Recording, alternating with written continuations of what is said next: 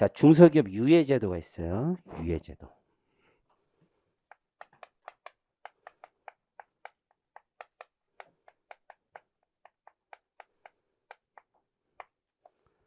좀 봐주겠다는 거죠. 봐주겠다.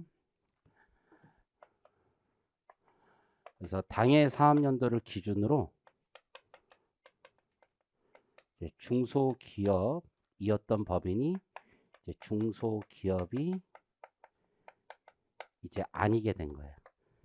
이제 X1년에 중소기업이었다가 X2년부터 중소기업이 아니게 된 거예요. 요건을 갖추지 못하게 됐어요. 그럼 바로 중소기업이 아니면 너무 섭섭하잖아요. 그렇죠? 기한의 이익을 박탈하게 되면. 그래서 우리 중소기업이 아니더라도 유예해 주겠다는 거예요. 해당 연도 1 플러스 3년. 총 4년 동안 유예해 주겠다. X2년부터 X3, X4, X5까지 유예해 주겠다. 라는 얘기로 보시면 돼요. 자, 거기 보시면 중소기업 유예 제도는 기업 규모의 확대, 매출이 증대하거나 혹은 자산총액이 증대하거나 혹은 법령상 기준이 변경된 경우에 너무 억울한 거죠. 그래서 그때는 조세 정책적 고려에서 그 사유가 발생한 연도부터 일정 기간 중소기업으로 간주하게 되는 제도입니다. 그래서 과세 특례가 일시에 중단되어 기업 경영에 어려움을 겪게 되는 경우에 문제점을 해결하고자 기한의 이익에 특례를 주는 제도입니다. 유예 기간은 얼마간 주느냐? 거기 보시면 중소기업 규모 확대 등으로 그 다음에 해당하여 중소기업에 해당하지 아니하게 된 때에는 최초로 사유가 발생한 날이 속하는 과세년도와 다음 3개년도. 이렇게 그 1 플러스 3 다음 3개년도 동안까지는 중소기업으로 본다. 유예 기간이 경과한 후에는 과세 연도별로 해당 여부를 판정한다. 그러니까 유예는 한 번만 준다는 거야. 한 번만. 그래서 재유예는 없습니다. 재유예는 없다. 그러니까 그리고 나서 X6년부터는 중소기업을 매년 판단하는 거야. 그래서 X6년에 중소기업이었어. X7년에 다시 중소기업에서 떨어져 나가. 규모 확대로. 그럼 다시 유예를 주냐? 그건 없다는 거야. 한 번만 유예를 주지 다시 재유예는 없다는 얘기입니다. 자, 그러면 유예 사유는 뭐냐? 자산총액이 5천억 이상이 해당되거나 업종별 매출액이 기준금액을 초과하게 되거나 관계기업 매출까지는 포함시켜 주는 거야. 관계기업 매출을 충족하게 되는 경우. 충족하지 못하게 되는 경우죠. 그렇게 되면은 유예를 해준다는 거예요. 그럼 그 밖의 경우는 유예 기간을 적용하지 않는다는 거예요. 그 밖의 경우 독립성 요건을 충족하지 못하게 되는 경우 등. 그래서 유예 기간 미적용 케이스가 있습니다. 밑에 거기 보시면 첫 번째 케이스부터 볼게요. 그래서 거기 밑에 유예 기간 미적용 별표 치시고 요건 암기하시는 거예요. 1번부터 4번까지 묶으시고요. 1번부터 4번이 법률상 유예기간 미적용이에요. 5번은 해석상 당연한 거예요. 해석상. 그러니까 법률에는 다음의 경우에는 유예기간을 적용하지 아니한다. 라고 해서 1번부터 4번까지 있고 5번은 해석상 업종도 당연히 안 되는 거예요. 소비성 서비스업을 갑자기 영위하게 되면은 당연히 안 되는 거예요. 유예. 첫 번째는 중기법 규정에 의한 중소기업 외 기업과 합병하는 경우라고 되어 있죠.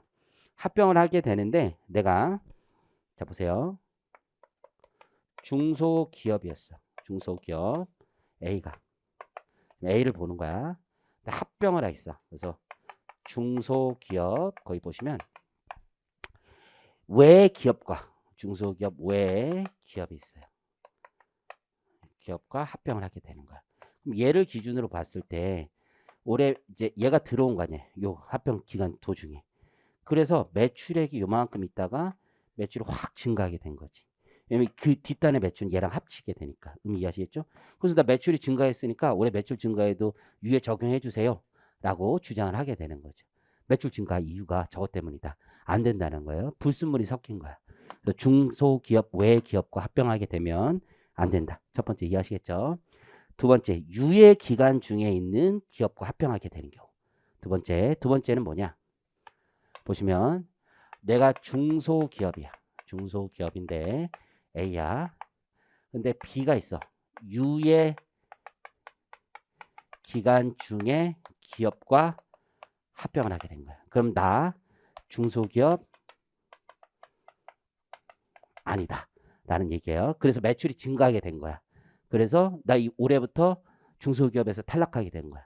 지금 이해하시겠죠?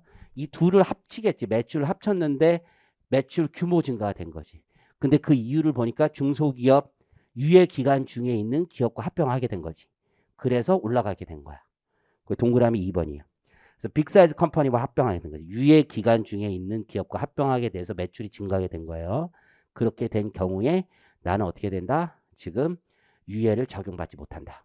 이해하시겠죠? 요 근래 대법원 판례 하나 나온 거 있어. 한번 볼까?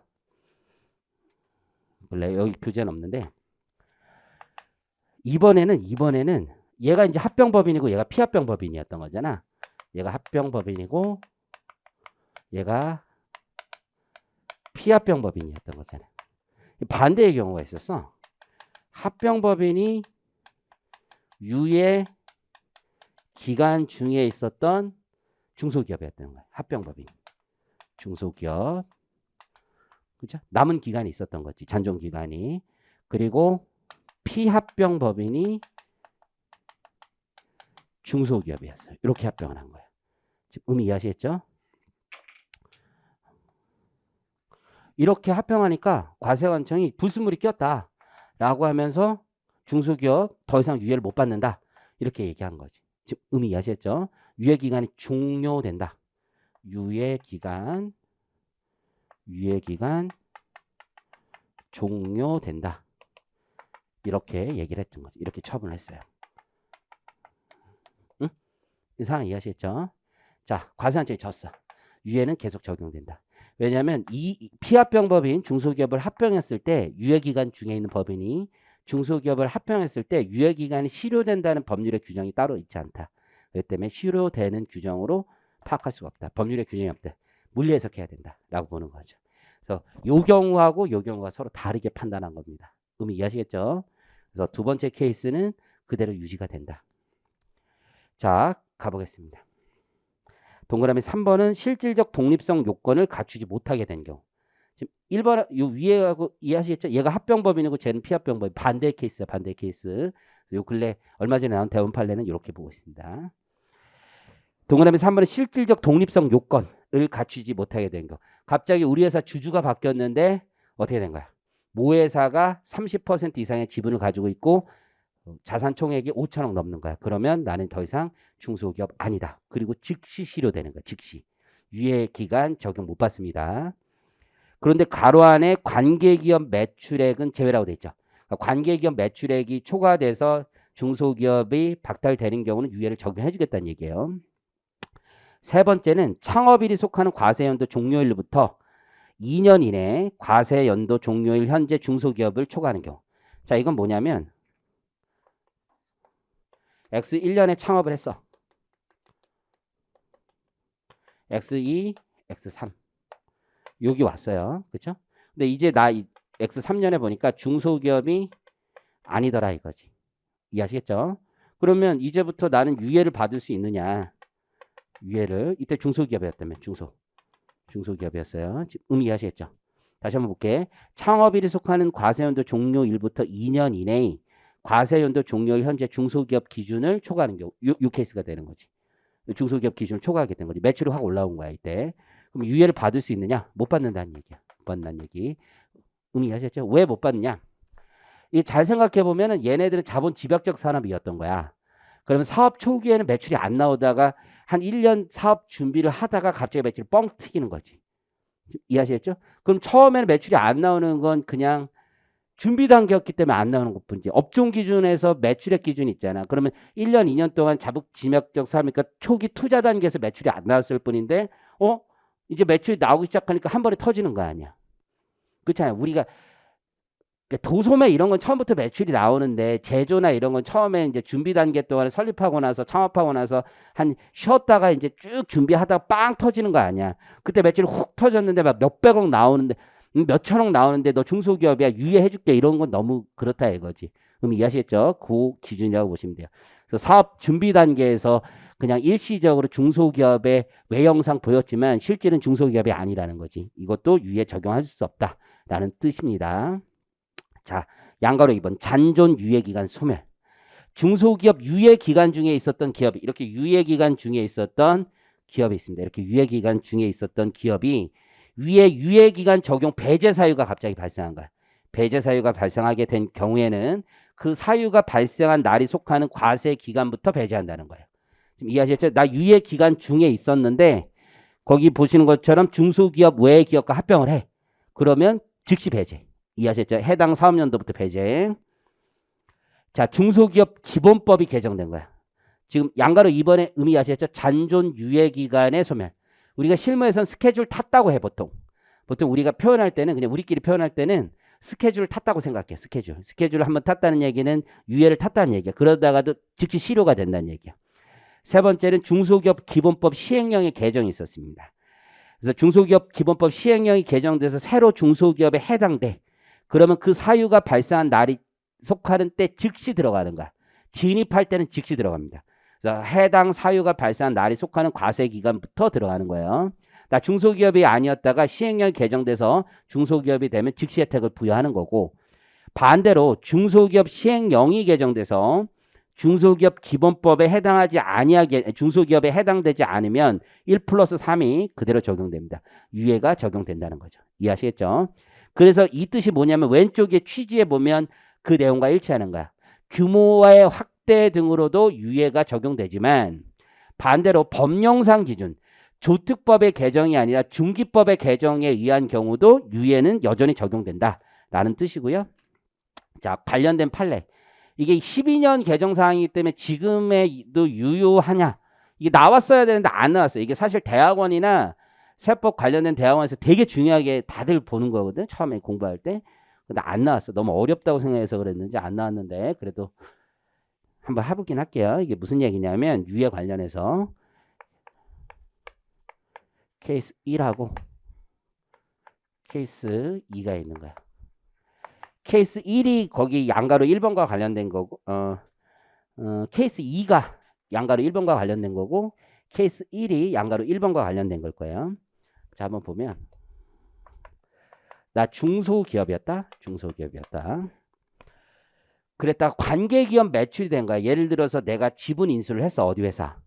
그래서 그 자회사의 매출과 합산하다 보니까 외관법상 매출 합산하다 보니까 관계기업 매출이 1,000억 넘어서 갑자기 이제 중소기업의 혜택을 받게 못하게 되는 거지. 의미 이해하셨죠? 그래서 나는 이제 중소가 아니게 된 거예요. 근데 이게 무슨 문제가 있냐면 지금은 법률이 보면 거기 왼쪽에 보면 지금 법률에 따르면 관계기업 기준도 유예 기준을 적용해 주잖아. 그렇죠? 근데 이게 2012년에 개정이 될 때 12년 개정 당시에 이런 문제가 있어서 관계기업 매출액은 유예를 적용 안 했어. 지금은 가로 안에 단서가 있지만 12년 개정 당시에는 괄호 단서가 없었어요. 즉 유예를 적용 안 했다는 거야. 관계기업 매출액이 변경됐을 때 유예가 없었다는 거야. 상황 이해하시겠죠? 그러니까 유예 관계기업 매출이면 유예가 적용이 안 됐다는 얘기야. 여기까지 이해하시겠죠? 그래서 얘가 이제 관계기업 기준에 해당되는 거야. 관계기업.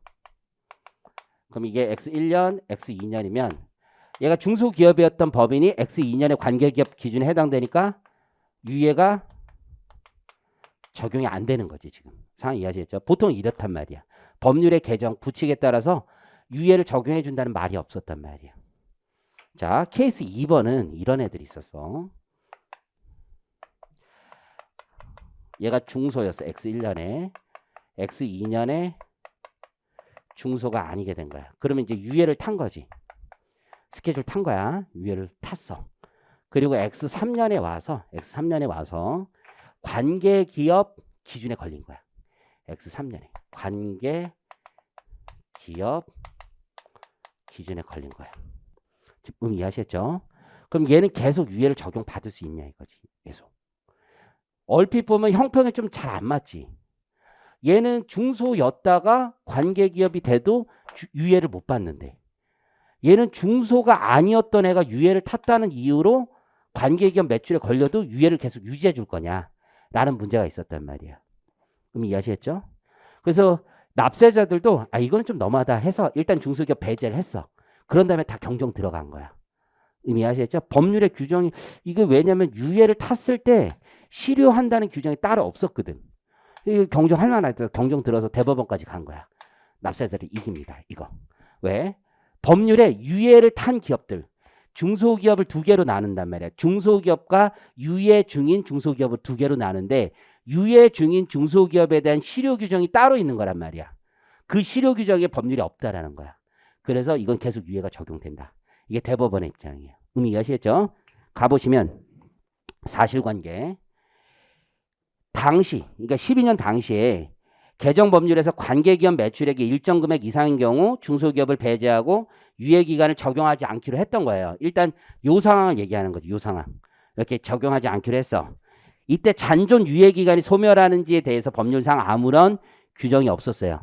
이해하셨죠? 요 상황. 잔존 유예기간이 소멸하는지에 대해서는 법률상 아무런 규정이 없어. 즉 이미 유예기간 중에 있는 기업이 관계기업에 속하는 기업으로서 중소기업 요건을 충족하지 못하게 되는 경우 유예기간 자체가 실효되는지 여부에 대해서는 법률상 아무런 규정이 없었다는 얘기예요.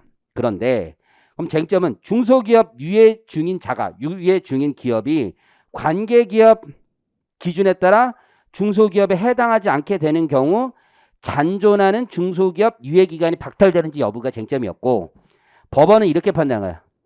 조세특례제한법 시행령을 보면 중소기업과 끊어볼까요? 유예 중인 기업을 구분하여 사용하고 있더라. 그래서 문헌에 비춰 법리 해석해보면 물리 해석해보면 유예기간을 적용하지 않는 사유에 대해서 정한 기간을 규정을 가지고 즉 중소기업이었던 법인이 유예를 적용받지 않는 그 규정을 가지고 이미 진행 중이던 유예기간의 실효 규정으로까지 해석하기는 어렵다. 이렇게 본 거지. 만일 유예기간 중에 있는 중소기업을 배제하고자 하였다면 법문에 별도로 유예기간 중인 기업에 대한 별도의 배제 사유가 있어야 된다는 거예요. 그러니까 매트릭스가 4개가 있는데 이에 첫 번째 1번 매트릭스에 그러니까 중소기업이라고 놓고 밑엔 중소기업 유예 중인 기업이라고 놨어. 중소기업인 애들이 유예를 적용받지 못하게 되는 사유에 대한 매트릭스가 있고 여기 보면은 유예 중인 기업이 잔존 유예기간이 소멸되는 그 매트릭스가 있다면 여기에다 꽂아놨어야 되는데 여기 안 꽂아놨으니까 안 된다는 거야. 실효 못 시킨다는 얘기예요. 이해하시겠죠? 그랬더니만 이거 해주니까 여기가 난리 난 거지. 우린 뭐야? 이건 이러니까 이제 여기가 이제 대법원 판례가 나오니까 이쪽에서도 갑자기 이제 흥분한 거야. 왜냐면 여기 해주면 우린 진짜 억울하잖아. 형평이 안 맞잖아. 형평이 안 맞잖아. 아니 얘들은 원래 더 큰 놈들이었다고. 매출이 우리보다 더 큰 애들이었는데 관계기업 매출돼서 더 커졌는데도 중소기업의 혜택을 받는단 말이야. 근데 우린 더 조금만 했어요. 조금 했다고. 그러다가 조금 커졌다는 이유로 중소기업을 안 해줘. 지금 이해하셨지? 같은 업종이라고 쳤을 때 얘가 900억이었어. 1100억이었어. 그래서 위에 탔다가 1500억 됐어. 이런 거야. 근데 우리는 예를 들어서 800억이었어. 이제 관계기업에서 1050억 됐어. 우리 안 해주겠다는 거잖아. 빡치지. 진짜 화나지. 그래서 법원에 갑니다. 우리도 중소기업 해달라. 이유는 뭐야? 나도. 이유는 그 하나야. 나도. 이유는 법이고 나발이고 간에 나도야. 나도. 그러면서 그럼 왜 너도니? 그랬더니 너 매트릭스 4개 중에서 너는 있잖아. 그랬더니 하는 말이 뭐야? 그냥 나도 해줘. 나도. 왜 쟤만 해줘? 이거죠. 그걸 좀 멋들어지게 표현을 한 게 그거 정도야. 그 정도. 우리도 신뢰라는 게 있을 때. 우리도 기대했는데 납세자의 신뢰에 반하는 법률 개정이 있을 때 우리도 해줬어야지. 우리도 경과 규정을 둬야 되는데 왜 안 뒀니? 그건 소급과세 금지 원칙에 위배된다 이런 얘기를 하는 거지. 소급해서 과세하는 거랑 똑같다. 개소리죠. 그렇죠? 법원에서 참아라. 어쩔 수 없다. 그걸 우리한테 얘기하지 말고 입법자한테 가서 얘기해라 이런 말을 하는 거지. 입법자한테 가서. 그래서 가보시면 사실관계. 직전 과세기간까지 중소기업에 해당하는 A법인은 당해 과세기간 중 자회사 주식을 취득함에 따라 관계기업 매출액이 규모 기준을 초과하여 중소기업에 해당하지 않게 됩니다. 한편 조세특례제한법 관련 부칙에 따르면 중소기업 검토 시 신설된 관계기업 기준은 21년 1월 1일 최초로 게시하는 과세연부터 적용하며 신설 규정에 대해서 유예 기준을 안 뒀단 말이에요. 그렇죠? 거기에 딱 넘어가는 애들에 대해서 봐준다는 규정이 없었단 말이에요. 특히 법률 개정 전에 중소기업 유예에 있던 일정 규모 이상의 회사는 관계기업 요건을 충족하지 못하더라도 중소기업 혜택을 적용받을 수 있는 것, 이것과 비교했을 때 법률 개정 전에 일정 규모 미만에 있던 중소기업이 관계기업 요건을 충족하지 못하게 된 경우 곧바로 중소기업의 혜택을 박탈하는 것은 형평에 맞지 않는다고 볼 수는 있지. 숫자만 놓고 보면 굉장히 형평이 안 맞는 거죠. 화가 나는 거죠. 그럼 쟁점은 왜 부칙에 그걸 안 뒀냐 이거지. 왜? 그거 자체가 뭔가 법이 잘못됐다. 일종의 소급과세다. 뭐 이렇게 얘기할 수도 있는 거지. 하지만 법원은 이렇게 얘기하는 거죠. A법인이 12년 사업연도 관계기업 기준에 따라 중소기업이 아니고 이 경우 유예 기준을 적용받을 수 없다. 또한 세법이 납세자에게 불리하게 개정되면서 법률에 부칙을 두지 않은 것만으로 납세 의무자가 성립 당시 시행되는 신법에 따라 과세하는 것을 소급과세 금지 원칙에 반한다고 볼 수 없다. 이렇게 얘기하는 거죠. 이게 법원도 되게 고민했을 거야. 그냥 뜬금없이 소급과세 금지 원칙이라고 주장을 하는 거야.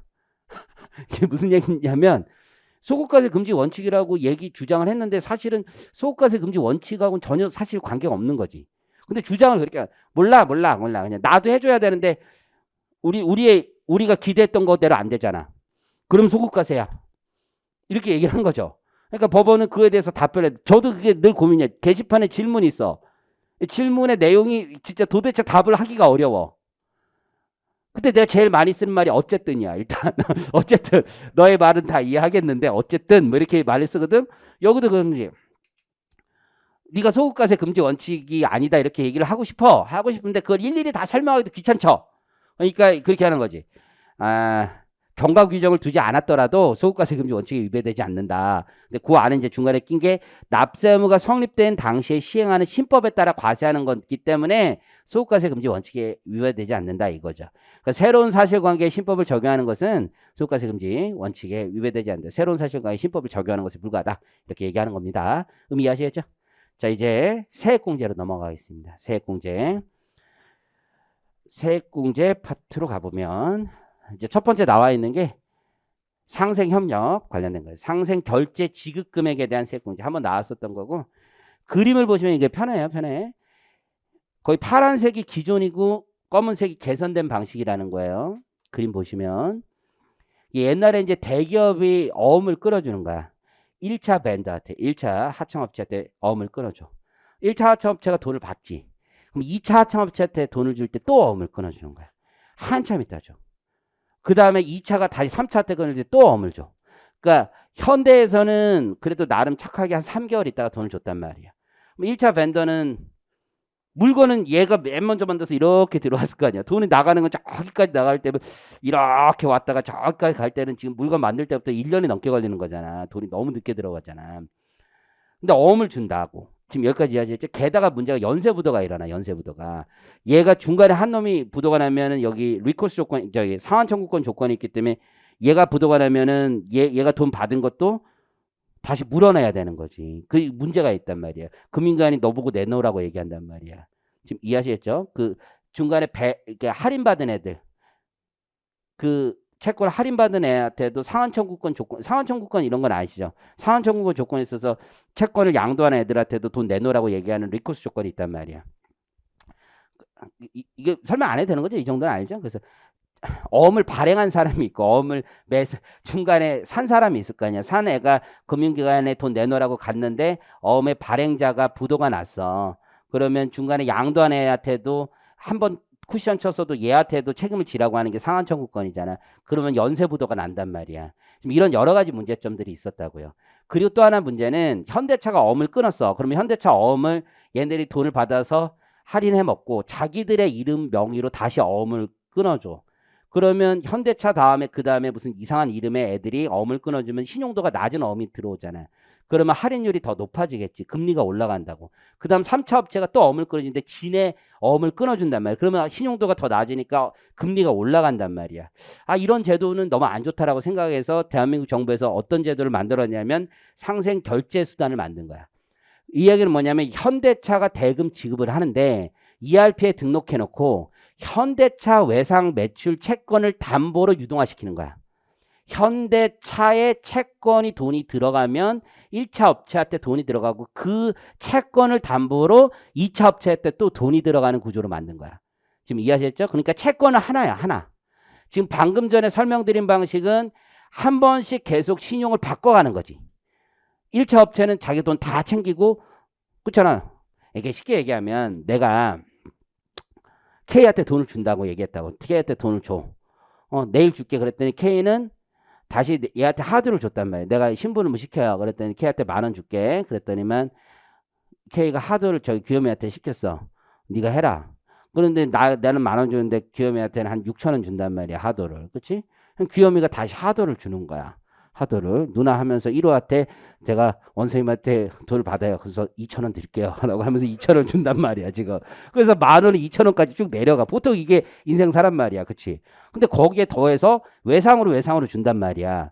그러면 내가 얘 10,000원 줬는데 얘는 10,000원 쑥 먹었어.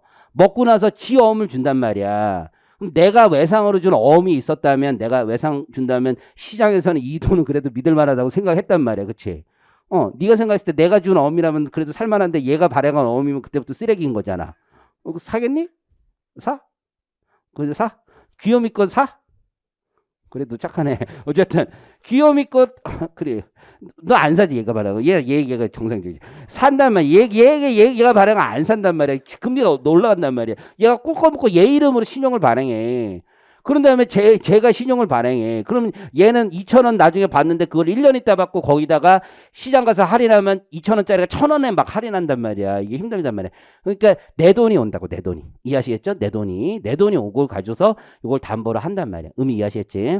그렇게 되는 거야. 그러면 지금 누구한테 세제 혜택을 주냐? 나한테 주는 게 아니야, 나한테. 현대차한테 주는 건 절대 아니고 얘부터 시작하는 거야, 얘부터. 얘는 지가 꿀꺽할 수 있는 걸 그래도 양보하고서는 이 담보로 얘한테 돈 주기로 한 거잖아.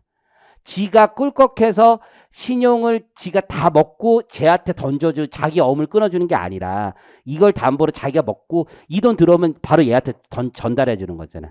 그 기간 없이 바로 전달해 주니까 얘가 좀 손해 보면서 하는 거잖아. 얘 좀 착하다고 보는 거지. 그렇죠? 그래서 여기에다가 혜택을 주는 거야. 쟤도 혜택을 받을 수 있어. 쟤도 얘 1호한테 그냥 바로 주는 게 아니라 지가 꿀꺽하고 주는 게 아니라 바로 이렇게 전달이 되는 거지. 그래서 구매법인한테 혜택을 주는 거야. 의미하셨죠? 상생 결제 수단을 사용하게 되면. 그게 그 그림이에요. 의미하셨죠? 그래서 현금성 채권을 주고 나서 끄던 그 파란색을 까만색으로 바꾸는 상생 결제로 쭉 하는 거야. 그래서 맨 밑에 보니까 대기업 신용도로 만기 전에 채권 한의로 현금 지급이 쭉 일어나는 겁니다. 의미 이해하시겠죠? 그래서 파란색만 읽어보면 제도의 취지. 대기업이 발행한 외상 매출 채권으로 담보된 1차 협력사, 중소 중견기업의 외상 매출 채권을 판매 대금으로 지급할 수 있도록 세액공제 인센티브를 제공하는 제도이다. 자, 넘겨보시면 적용 요건 있죠. 적용 대상자부터 있어요. 판매기업, 구매기업 둘 다 중소기업, 중견기업이어야 돼. 그러니까 1차 협력업체는 1차 현대차는 절대 안 되고 내가 판매한 기업과 구매기업 둘 다 중소기업이어야 돼. 그러니까 나는 안 되고 여기가 이제 얘가 판매하고 얘가 구매한 거잖아. 그 귀요미가 판매하고 여기 K가 구매한 거잖아. 그럼 귀요미가 중소기업, 얘도 중소기업 또는 중견기업. 이해하셨죠? 중소 또는 중견기업이어야 된다. 세액 공제를 받는 기업은 K, 돈 주네야, 줘네. 그래서 구매기업이 되고 걔는 중소 중견기업이어야 돼. 최초 지급자인 대기업에게는 적용하지 않는 거고. 여기까지 이해하시겠죠? 공제 요건이 작년에는 2가지였는데 올해 하나로 단순화됐습니다. 그래서 어음 결제 비율이 전년 대비 증가하지만 않으면 돼요. 어음 결제 비율이 전년 대비 증가하지만 않으면 된다. 어음 결제 비율이 뭐냐면 지금 K의 전체 올해 구매 대금 비율이 있을 거 아니야. 그 구매 대금 중에서 어음 결제 비율이 있을 거 아니야. 이거 말고 상생 협력 말고 어음 결제 비율이 전체 증가하지만 않으면 돼.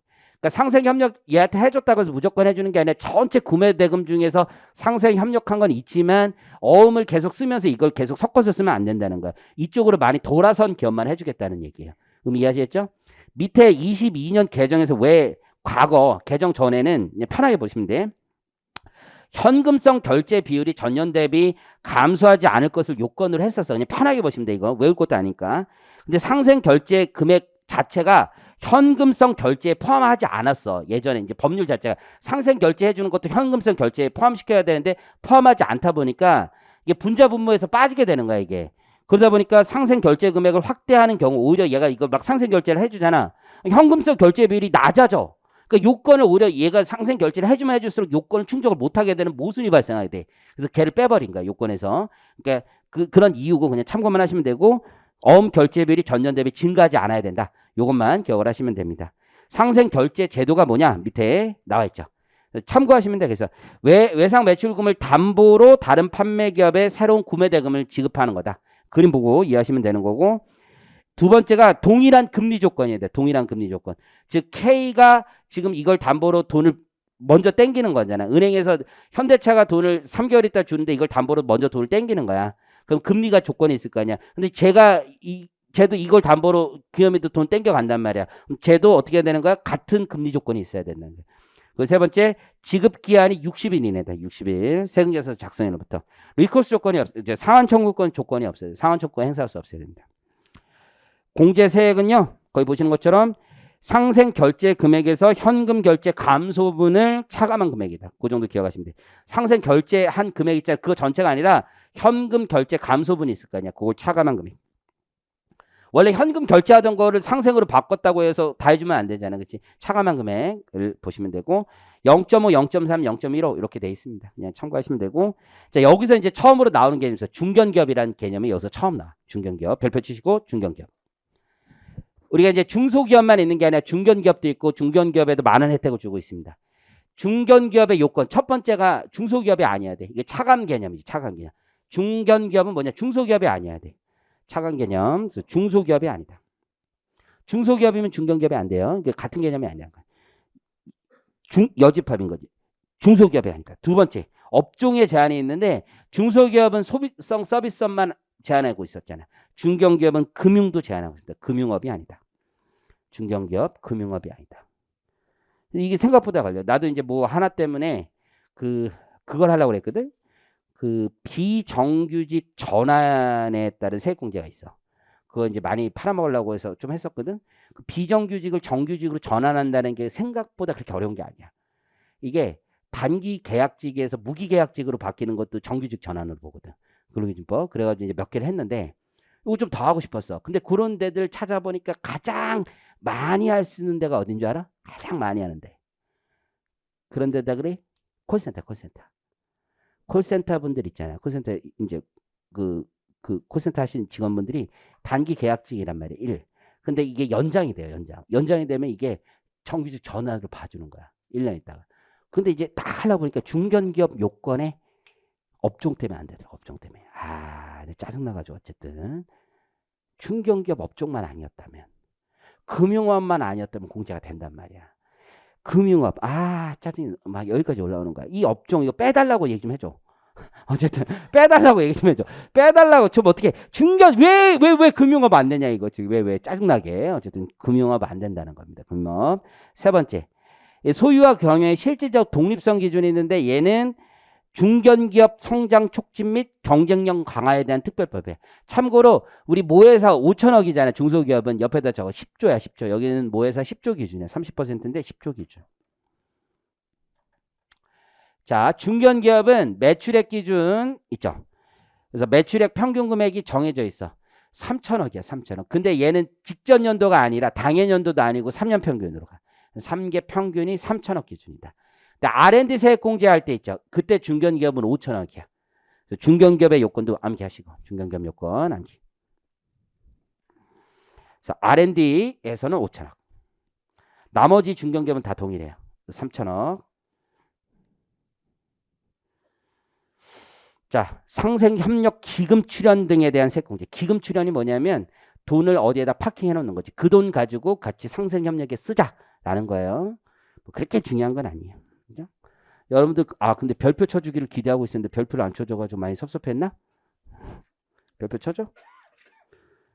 아까 근데 별표 많이 쳤잖아 지금까지. 별표 많이 쳤잖아. 중소기업 요건은 다 별표야. 중소기업 요건은 다 별표야. 거기까지 별표 끝. 그 다음에 상생 지급 금액 별표 아니야. 2- 별표 아니야. 그냥 별표 아니라고 그러지 지우라고 그러진 않았다. 별표 아니라고 그러지 지우라고 그러진 않았어. 자, 상생협력기금은 뭐냐면 우리 돈을 모아서 어디다 파킹해놓고 그걸 운영자금으로 해서 기금이라는 게 뭐냐면 거기다 돈을 넣어놓고 거기서 운용수익 같은 걸 써주라는 얘기야. 그렇죠? 그래서 대기업이 SCM이라는 게 있지. Supply Chain Management라고 해서 공급망 관리가 있어요. 그래서 이제 하청업체들 이제 도와주면서 같이 상생을 해야 된다는 거지. 너만 잘 먹고 잘 살면 되냐 이거야. 그래서 하청업체들 도와주고 많이 도와줘라. 그래서 하청업체가 가장 어려워하는 일이 뭐냐? 대출이야, 대출. 대출 받는 게 되게 어려워. 그럼 대출 받기가 되게 어려우니까 보통 기보, 신보 이런 데서 대출을 받는데 거기는 이제 신용도가 낮은 회사들한테 대출 잘 안 해주려고 그래. 그러니까 여기서 보증을 한번 더 서주면 그쪽에서 신용도가 낮은 회사애들도 돈을 빌려줄 수 있으니까 그 보증 한번 더 서주는데 보증 기금에다가 출연을 해주는 거야. 그래서 상생협력기금을 신보나 기보에다 돈을 더 넣어주는 거야. 신용보증기금이나 혹은 기술보증기금에서 별도의 계정을 신탁 계정을 넣어서 거기다 돈 넣어놓으니까 그 돈 가지고 좀 더 부도가 많이 나더라도 그 돈 가지고 메꿀 수 있잖아. 그렇게 해줄 수 있다는 거죠. 출연하면은 뭐 해주겠다? 세액 공제해주겠다는 얘기입니다. 그럼 이해하셨죠? 넘겨보시고 출연금에 대한 세액 공제 제도가 있어요. 공제 대상 출연금. 출연금의 10%를 공제해주겠다는 거야. 많이 해주는 거죠. 어마어마한 거죠. 출연한 날이 속하는 사업연도의 법인세에서 공제해줘. 근데 이게 되게 좋은 제도가 뭐냐면 이게 출연금이라는 게 사업과 관련이 없는 거잖아. 그럼에도 불구하고 지정기부금으로 인정해줘. 거기에다가 미환류 소득 계산할 때도 또 우리 투자로 인정을 해준단 말이야. 상생협력. 거기에다 3배 튕겨주는 거잖아, 이거. 그러니까 많은 제도적 지원이 있다라고 보시면 됩니다. 특수관계법인, 내 자회사가 특수관계법인 거기에 출연하기 위한 건 안 돼요. 그 정도 기억하시면 돼. 협력 중소기업, 구분격리 그냥 보시면 돼. 구분격리 뭐냐면 신보나 기보가 여기 돈을 받았는데 기금에 출연했는데 그 돈이 다른 회사들 보증하는 데 쓰이서는 안 된다는 얘기지. 그렇죠? 자기들 그 요 상생협력 기금으로만 써야 되는 거지 다른 데랑 섞여서는 안 된다는 얘기가 그게 구분격리라는 거고. 사후관리는 뭐냐면 신보나 기보, 신용보증기금이나 기술보증기금에서 이 돈을 다른 데 보증하는데 사용했으면 그 법인세 감면받은 거 추징당한 얘기야. 그 세금은 대신 누가 내냐면 세액공제 받은 회사가 아니라 사후관리를 잘못한 신보나 기보가 잘못한 거잖아. 그들이 내다라는 얘기로 이해하시면 됩니다. 자, 오른쪽에 자산의 무상임대. 이것도 편하게 보시면 돼. 그래서 우리가 SCM에서 다 나오는 거야. Supply Chain Management. 우리 하청업체들 도와줘라 이런 거예요. 하청업체들 제일 어려워하는 게 이제 대출 받는 거 제일 어려워한다고. 그거 이제 지원책이 첫 번째 있었고 두 번째가 뭐냐면 하청업체들이 자기들이 기술 개발하기 힘들고 자기들이 자산 취득하기 힘들단 말이야. 그래서 첫 번째 무상 임대시 세액공제 제도가 있어. 내국법인이 협력 중소기업, 특수관계법인은 안 되는 거고 지원하기 위해서 연구 시험용 유형 고정자산, 연구 시험용 유형 고정자산을 무상 임대를 해줘. 그러면 그 장부가액의 3%에 해당하는 금액을 세액 공제해 주겠다는 거예요. 그냥 이런 제도가 있어. 뭐 좀 그래. 그리고 사후관리는 5년 이내 무상 임대 종료하면은 법인세 내라는 거지. 그리고 수탁기업 시설투자 세액 공제라는 게 있어. 원래 위탁자가 있고 수탁자가 있는 거잖아. 수탁기업에서 내 물건 만들어주는 거잖아요. 그런데 대기업, 중소기업 상생협력 촉진에 관한 법률에 따라서 수탁, 위탁거래 상대방인 수탁기업에 설치하는 검사대 연구시설 투자. 그러니까 다 R&D 지원이야, R&D 지원. 검사대 연구시설 투자에 대해서는 투자 금액의 일정 금액 137인가 그럴까? 137%를 세액 공제해준다. 이런 제도가 있어요. 그러니까 큰 틀에서 보면 다 SCM 관리야, SCM. 공급망 관리라고 해서 우리 하청업체의 대출 지원, 그들이 차입금, 대출 지원으로 기금 출연해서 그 기금에서 운용 보증으로 보증 수수료 같은 거 낮춰주는 제도. 그래서 보증금에서 기금 출연하는데 10% 공제해주고 하청업체들 연구하게 해주라. 라고 해서 무상으로 임대해 주는데 그 무상 임대 장부가액 3% 공제해 주고 아니면 거기 검사대 연구시설 투자 그거 공제해 준다는 얘기야. 뭐 대단한 거 아니고 넘깁니다. 이제 중요한 건 아직 별표. 창업 중소기업 감면. 세액 감면. 창업 중소기업 등에 대한 세액 감면. 중요한 거 중요한 거. 별표. 창업.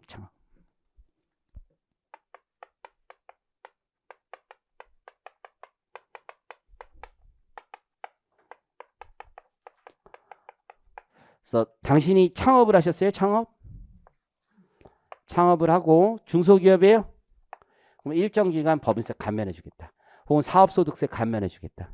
그래서 법인세 또는 사업소득세 감면해 주겠다. 그럼 두 가지 요건이 필요하네. 창업했어야지. 그리고 중소기업에 해당하지. 근데 창업했다고 다 해주는 건 아니고 특정 업종을 영위해야지만 조세지원의 혜택을 효율적으로 운영하기 위해서 특정 업종만 해주는 거야. 그럼 가장 핵심 뭐야? 창업이냐, 이거 창업. 어려워. 왜냐하면 창업이라는 말 자체가 불확정적 개념이야. 무지하게 어려운 거야. 창업이 도대체 뭐냐, 창업이. 창업이 도대체 뭐냐, 이게 굉장히 어려운 말이야. 과거에 한 번 했어. 그러면 이번에 하는 게 창업이냐, 이거지. 처음 새로 시작하는 거. 그거 어려운 얘기야. 한 번 실패했다고 새로 하는 거 다시 창업이 아니라고 볼 수 있나? 그것도 그렇지. 근데 똑같은 걸 다시 한 번 해. 그것도 창업이야? 창업이 완전히 새로운 걸 다시 하는 건데 엄청 어려운 얘기야, 이게 사실. 아버지 하던 거를 내가 이어받아서 해도 창업이야? 근데 아들들은 창업이라고 생각하는 애들도 많거든. 난 다시 시작한다. 아버지 했던 건 난 다 반대로 한다. 이런 애들 많아요. 아버지 했던 건 무조건 반대로 하는 아들들이 또 있어요. 아버지 했던 거 무조건 반대로 하는 애들도 많단 말이야. 기본적으로. 그런 애들 많고. 사업을 이어본. 난 새로 창업하는 거다. 나는 완전히 갱신해서 한다. 뭐 이게 되게 어려워. 이게 굉장히 어려운 개념이에요, 사실은. 그래서 창업의 개념은 굉장히 중요한 거다. 자, 일단 가보겠습니다. 취지. 그래서 중소기업의 설립을 촉진하고 중소기업의 건전한 발전을 기업에 육성하고자 중소기업이 창업한 경우 일정 기간, 그 일정 기간이 뭐냐면 최초로 소득이 발생하는 과세 연도와 그 다음 과세 연도부터 4년까지 1 플러스 4야. 그러니까 처음 소득 발생할 때부터 계산해 주는 거야. 무한정 기다리진 않고 5년 동안만 기다려줘. 5년 동안만. 그래서 4년까지. 발생한 소득의 일정 비율에 해당하는 금액을 감면한다. 근데 창업 중소기업이 되면요. 지방세에도 아주 큰 혜택이 있어. 취득세, 재산세도 감면해줘. 그래서 이게 판례가 창업 중소기업인지 아닌지가 재산세나 지방세 쪽에도 꽤 있어. 이쪽에 사실은. 창업의 정의가 뭐냐? 창업의 정의. 그럼 창업의 정의가 조특법에 있느냐? 없어요. 창업이라는 말 자체의 정의가 조특법에 따로 있는 게 아니야. 그래서 조세특례 제한법에서는 별도로 창업에 대한 정의가 없어. 한편 중소기업 창업지원법이라는 법률이 있고 거기선 창업을 중소기업을 새로 설립하는 것으로 정의하고 있고 그렇다고 해서 조특법이 그 법을 차용을 직접 하고 있는 것도 아니야. 그냥 거기에 비추어서 생각해 보는 거야. 중소기업 기본법에서는 법인의 설립 등기일, 개인은 사업자 등록일을 창업일로 정의하고 있어. 그나마 중기법에선 법인은 설립 등기일, 개인 사업자의 경우에는 사업자 등록일을 창업일로 정의하고 있어요. 일단 이거 기억하시고. 그럼 판례는 어떻게 보냐? 중기법을 차용하고 있네. 일단 중기법을. 그래서 중기법을 차용하여 창업을 실질적으로 중소기업을 설립하여 사업을 개시하는 것.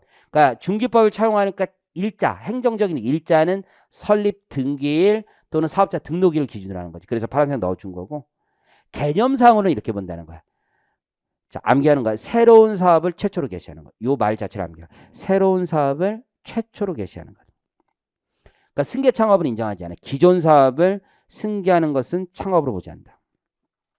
너무 어려운 말이에요, 여러분. 이 말 자체가 이게 어려운 거야. 새로운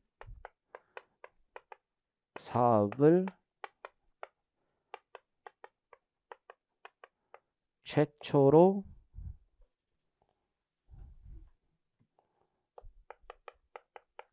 개시하는 이 불확정적 개념이에요. 새로운 사업 최초. 어떻게 보면 되게 쉬운 것 같지만 어려운 거야. 새로운 사업이라는 게 과연 기존에 남이 하고 있었던 걸 내가 이어받는 건 새로운 사업이라고 보기 어렵다라고 생각할 수 있는 거지, 기본적으로는. 근데 이 새로운 사업이라는 게 내가 과거에 한번 했던 거를 지금 다시 하는 건 새로운 사업이라고 보기 좀 어려운 거지. 그죠? 그런 여러 가지 맥락이 있어. 근데 최초라는 말도 그럼 최초라는 말은 내가 나를 기준으로 최초냐? 이어받은 걸 기준으로 또 얘를 기준으로 최초냐? 아주 여러 가지 문제들이 있어요. 이걸 되게 제한적으로 해서 그래, 창업이라는 걸. 그래서 이 말 가지고만도 잘 해결이 안 돼, 사실은. 그래서 요 말을 우리 대법원에서 많이 원시, 승계가 아니야. 원시 창업. 이런.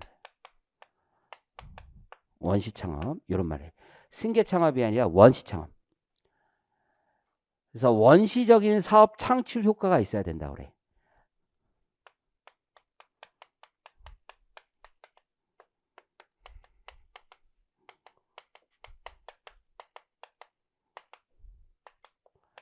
누군가 창업을 한다면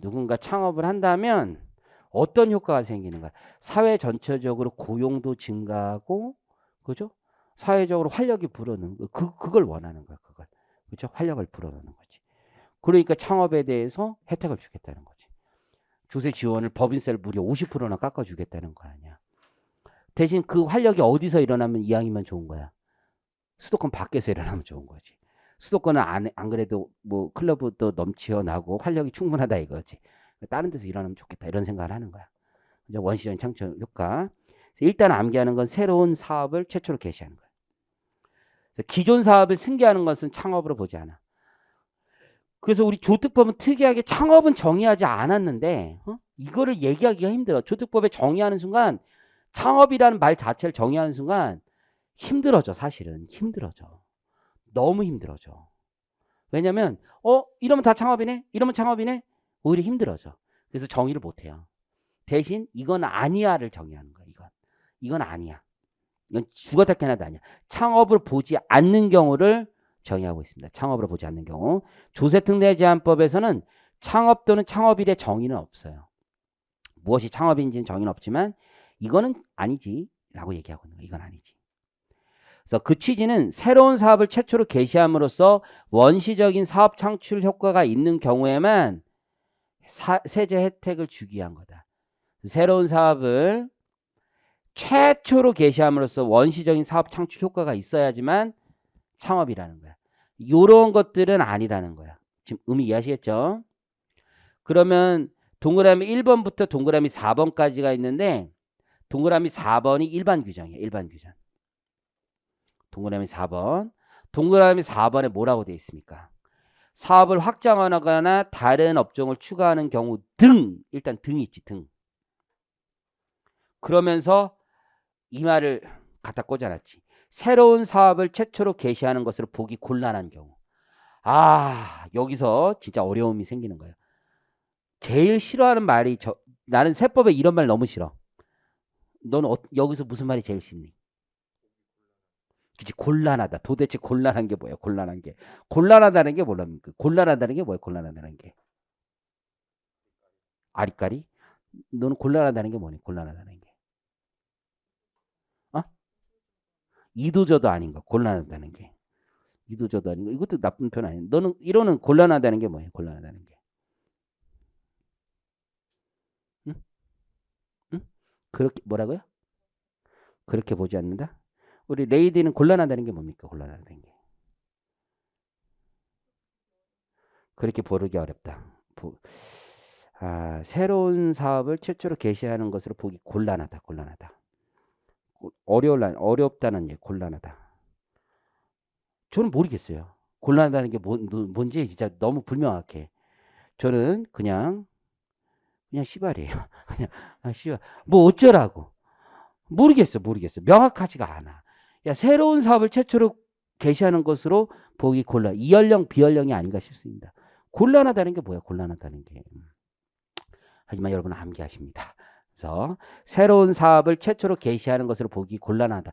일반 규정이 너무 광범위해 사실. 아니라고 얘기하는 게 창업. 그래서 이제 창업인지 아닌지가 제일 문제가 되는 거고 사례도 많은 거야 이게. 단언할 수가 없어요, 여러분들. 실제로 볼 때. 아주 클리어한 애들은 사업이 있지. 그렇죠? 예를 들어서 사업. 너 사업 해본 적 있어? 한 번이라도?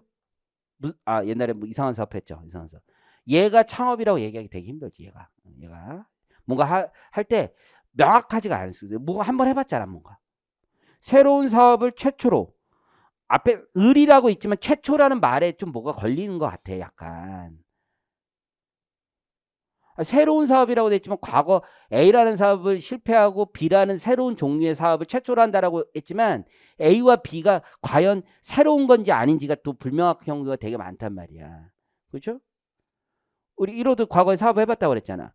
그럼 쟤도 뭔가 새로 시작했을 때 창업이라고 얘기하기 되게 그렇단 말이에요. 그렇죠? 응?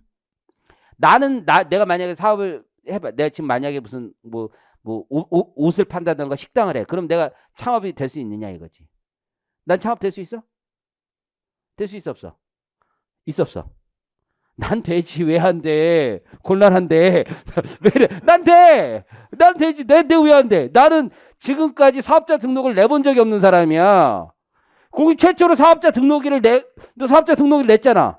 너도 냈잖아. 난 낸 적이 없어. 나는 회계법인에 있었어. 다. 사업자 등록 내본 적이 없어. 왜 그래 나? 나 한 번도 없어. 한 번도. 왜 그래? 나 창업한 적 없어. 난 지금 하면 무조건 창업이야 나는. 나 가면 받아야 돼 난. 왜 그래? 곤란하죠. 몰라. 나는 한 번도 없다니까. 나는 지금까지 성실하게 근로자로서만 산 사람이야. 왜 그래? 법률상. 회계법인에 지금까지 근로자였어. 야, 임원도 다 근로자야. 나 근로소득만 냈어. 근로소득만. 학원 강의 그 사업소득이지만 그건 인적 용역의 제공이야. 사업자 등록을 낸 적이 없어 나는. 왜 그래? 나는 창업이야. 무조건 이제 뭐 하면. 전부 다 창업이야. 나는 감면 받을 거야. 나는 지방에서 창업해서 다 감면 받을 거야. 아니면 서울에서 벤처 등록해서 감면 받을 거야. 나는 다. 전부 다 받을 거야. 나는. 그죠? 애매한 거죠. 자, 승계창업인 경우 가보겠습니다. 왼쪽에 가보면 동그라미 1번은 승계창업이야. 옆에다 제목 쓰시면 승계창업이야. 승계창업. 합병, 현물출자, 분할 또는 사업 양수, 대표적인 사업 양수자. 종전 사업을 승계하거나 종전의 사업에 사용되는 자산을 인수 매입하여 같은 종류의 사업을 하는 경우. 그죠? 경영진의 교체만 있는 거지, 일종의. 종전 사업을 승계하는 경우. 종전 사업을 승계하는 경우. 종전 사업에 누군가 하고 있었던 비즈니스가 있었다는 거지. 승계하는 거지, 승계. 근데 잘 봐. 이게 승계 창업이라고 무조건 배제하는 게 과연 바람직하냐라는 문제가 생긴 거야. 왜냐하면은 뭔가 새로 시작해. 우리가 뭔가 새로 시작할 때 꼭 새 거를 사야 되느냐 문제가 있겠지. 새 거를. 새 거를 사는 거야. 우리 귀요미 결혼할 비혼주의자야, 혼인주의자야? 혼인주의자? 그럼 결혼해. 그럼 네가 신혼살림을 해. 그러면 다 새 거를 살 거야? 좀 흥 것도 살 수 있지. TV 새 거 꼭 필요해? 집에 있던 흥거 가져야 되지. 냉장고 꼭 새 거 필요해? 왜? 집에 새 거 갖고 싶어? 결혼할 때? 에이, 그래도 흥거 써도 돼. 흥거 써도 돼. 침대 새 거 꼭 필요해? 왜? 침대는 2개 필요해. 네 거, 너 배우자 거. 각자 따로 자야 되니까 방을 따로따로 써야 되니까 2개가 필요해. 작은 것만 필요해. 큰 거 필요하지도 않아. 다 각자 쓰던 거 가져오면 돼. 다 흥거 해도 돼. 흥거. 그렇죠? 우리가 꼭 사업을 하는데 특히 사업할 때 돈도 없는데 꼭 새 거 사야 되냐 이거지. 남이 어느 정도 쓰던 거 해가지고 내가 진짜 쟤하고 나는 다른 애란 말이야. 나는 진짜 리스타트 한단 말이야.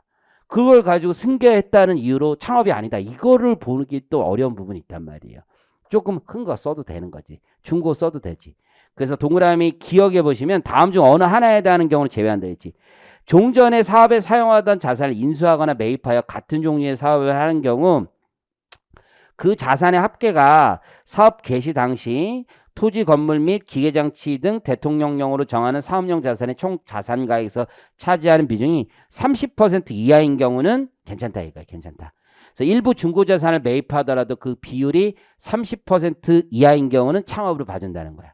이해하셨죠? 그래서 우리 기업이도 결혼할 때 30% 이하는 이제 배우자한테 얘기.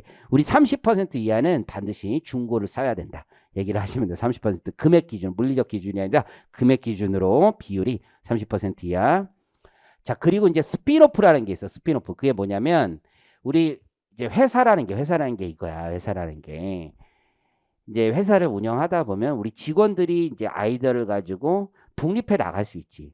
그게 사회적으로 장려하는 거야. 그리고 지금 스타트업들 보면은 사실은 카카오나 네이버 출신 되게 많아요. 보면은 카카오나 네이버 출신들이 어떤 창업을 하는 경우 제일 많아. 지금 대기업에 다니다가 이거 나도 할 수 있겠다 이렇게 해가지고 아이디어를 얻어가지고 창업하는 거 제일 많아. 대부분 카카오나 네이버 출신이야. 지금 보면은. 아니 지금 옛날에 지금 보면은 지금 네이버나 카카오의 오너들이나 지금 게임 회사 오너들은 대부분 이제 전자공학과 출신 그리고 S대 출신이 많아요. 그런데 요즘 스타트업 있지. 요즘 스타트업 보면은 그냥 카카오나 네이버에서 나와서 스타트업 하시는 분들이 있고 자기가 처음부터 스타트업 그냥 시작하는 이게 브랜드 이게 두 개가 있어. 거기서 나와서 하시는 분들보다 자기가 처음부터 창업하시는 사람들이 훨씬 더 크게 되는 경우가 많거든. 사실은 보면 미국도 그렇대. 미국도. 그러니까 애플이나 구글 출신에서 있는 사람이 창업을 하는 경우가 있고 자기가 그냥 맨 땅에서 처음부터 스타트하는 사람이 있거든. 맨 땅에서 스타트하는 애들이 훨씬 더 크게 된다고 그러더라고. 일반적으로 그냥 어디서 책에서 읽었는데 맨 땅에서 하는 애들 중에서 우리나라는 요즘 카이스트가 대부분이야. 대부분 보면은 실제로 보면 그래서 이게 쭉 하는 거야 대부분. 맨 땅에서 하는데 이제 어쨌든 카카오나 네이버 같은 데서 일을 배워가지고 이제 시작하는 거란 말이야. 그런 회사에서 사내 창업이라고 하거든. 그런 거 지원해 줄 필요가 있어 사실은. 그럼 사내 창업을 하는데 한 덩어리 떼어내서 시작하는 거야. 그런 게 많거든. 나도 이제 얼마 전에 수소 관련된 거 뭐 하나 했다고 했잖아. 거기도 보냐면 이게 수소 관련된 사업을 하는데 그 이제 회사에서 이제 그 사업을 던진 거야. 이제 안 하겠다고 한 건데 그 회사 박사님이 그 팀장이었어. 팀장이었는데 자기는 여기에 십몇 년을 걸었어. 근데 그 당시에는 이거 돈이 너무 안 된다. 이거 기술 개발 이제 그만하자. 위에 탑 매니지먼트가 결정을 한 거야. 이거 안 된다, 이거. 돈도 안 되는데 그만하자. 이렇게 얘기를 한 거야. 근데 이 팀장 박사님은 자기는 이공계 출신이 또 그런 거 있잖아. 나는 이거 평생 여기다 걸었는데, 이제 그만하자고 하니까 이 사람은 다른 부서 가라고 하니까 화가 난 거야. 나 이거 다 끌고 나 이거 다 하고 싶다라고 한 거지. 그래서 자기가 이거 회사 이거 기기 버리는 거 가지고 시작하겠다고 얘기를 한 거예요. 그때 회사에서 그럼 뭐 해라. 다 그냥 싸게 가져가라 이렇게 얘기한 거야. 그때 이제 팀원들한테 얘기를 한 거야. 팀원들한테. 너 나 따라올래? 이렇게 얘기를 한 거지. 근데 팀원 중에서 한 절반은 남고 절반은 갔다고 하더만. 절반 남은 애들이 있는 거야. 절반 남은 애들 가지고 이제 사업을 한 거야. 그래서 지금 이제 많은 회사들이 지금 VC랑 이제 대기업들이 한 거지. 그래서 이제 사장 지분 한 30%, 직원들 지분이 한 20% 되거든. 그 밑에 팀원들 직원들. 그 팀원들이 이제 그 대기업에 있었으면 연봉이 한 1억 2천, 3천 된다고 그러더라고. 지금 걔는 이제 물론 급여는 5천만 원밖에 안 돼. 다 스타트업이니까 아직. 하지만 주식을 받는 게 있잖아. 주식 한 사람당 받는 게 한 80억, 90억 해요, 지금. 나도 거기 투자했다고 좀. 그럼 80억, 90억. 물론 돼야지 이제 더 나싹 가고 뭐 해야지 되죠. 지금 겉으로 보이는 가치는 그래. 겉으로 보이는 거지. 좀 신난 거지. 그렇죠? 어쨌든 그런 거지. 그게 사내 창업인 거야, 사내 창업. 그런 거 장려할 필요가 있지. 근데 창업 중소기업 가면 받고 싶은데. 응? 받고 싶은데. 그 자산 띄워왔다고. 안 된다고 하면 안 되겠지. 그래서 거기 보시면 일부 사업을 분리하여 임직원이 사업을 개시하는 경우로서 다음 요건을 모두 충족한다면 새로운 사업을 승계 창업하더라도 새로운 사업을 하는 것으로 봐주겠다는 거죠.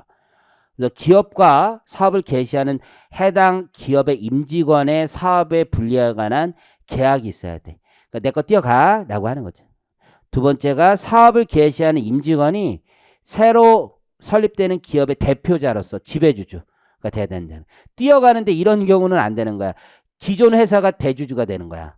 그리고 얘가 여기 대표자만 되는 거야. 그러면 이거는 얘를 그냥 바지로 세운 것에 불과하는 거죠. 얘가 실질적인 오너가 돼야 되는 거죠.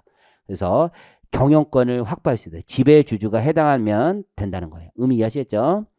자, 동그라미 2번은 법인 전환은 안 된다. 이거 법인 전환. 그래서 개인 사업하다가 나도 이제 새로운 인격을 가지게 됐어요. 저도 창업이에요. 우리 법인으로서 창업하는 거예요. 닥치라는 거죠. 한 몸이다. 한 몸. 그래서 법인 전환도 창업으로 보지 않겠다. 세 번째, 폐업 후 사업을 다시 개시하여. 그렇죠? 폐업 전의 사업과 같은 종류의 사업을 하게 된다. 창업 아니라는 거야. 폐업 후 다시 개시하여 같은 종류의 사업을 해봐야 창업 아니라는 겁니다.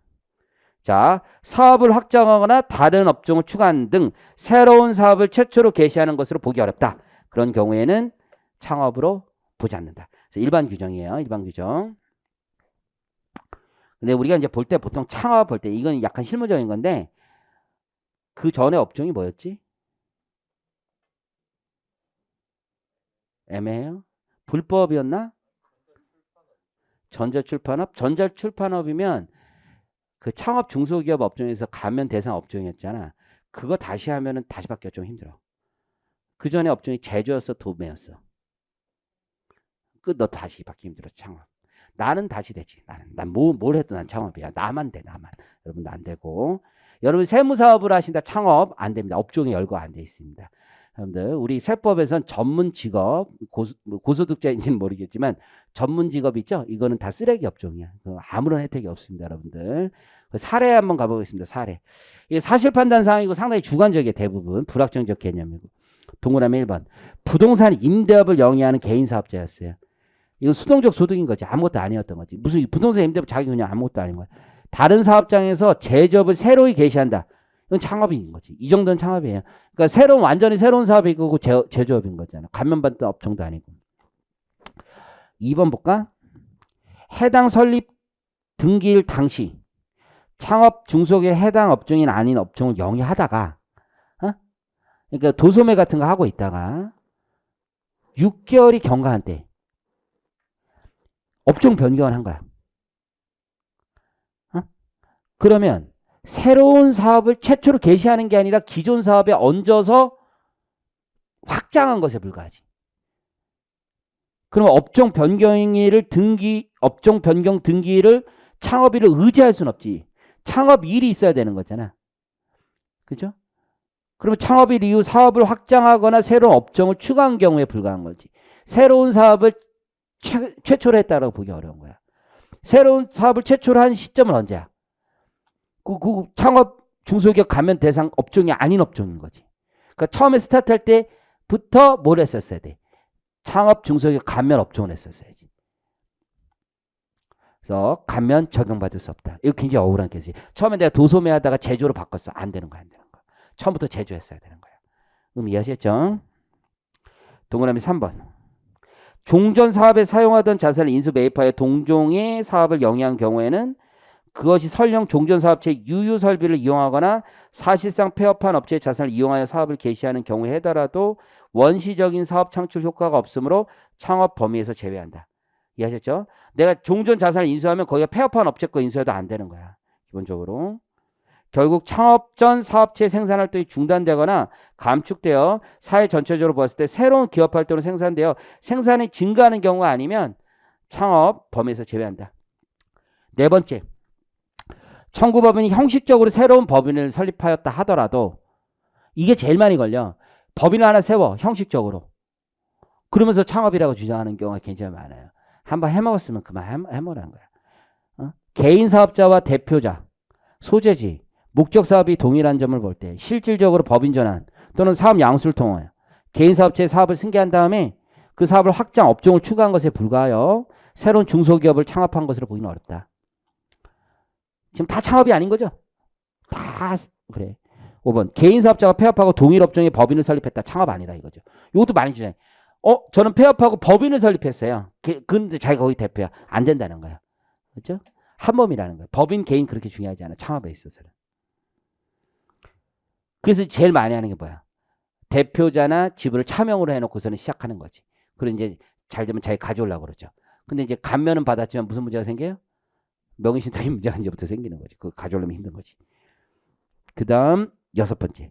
개인 사업자가 법인을 설립하여 그 법인을 통하여 종전 개인 사업과 동일한 사업을 영위하거나 사업을 확장한 등 새로운 사업을 최초로 개시하는 것으로 보기 곤란한 경우에는 창업으로 보지 않는다. 지금 계속 왜 새로운 사업을 최초로 개시하는 것으로 보기 곤란한 경우 여기에 걸린 거야. 일반 규정에 다 걸린 거야. 일반 규정에. 조문 자체가 창업으로 보지 않는 경우 그 일반 규정에 다 걸은 거야. 위에는 명확하잖아. 1, 2, 3번은 명확한데 일반 규정에 다 걸린 거야. 일반 규정에. 7번 별표. 이게 이제 나오면은 요 사건이 나올 가능성이 좀 큰 거야. 7번이 뭐 어떤 사건이냐. 아버지가 대주주인 회사가 있었어요. 아버지가. 근데 이제 회사 하나를 새로 만들어. 그리고 아들이 거기에 이제 집에 아들이 대주주가 되는 거야.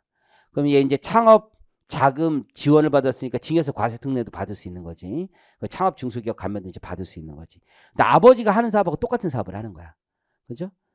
근데 이제 전혀 다른 사업장에서 새로 사이트를 만든 거야. 지금 이해하시겠죠?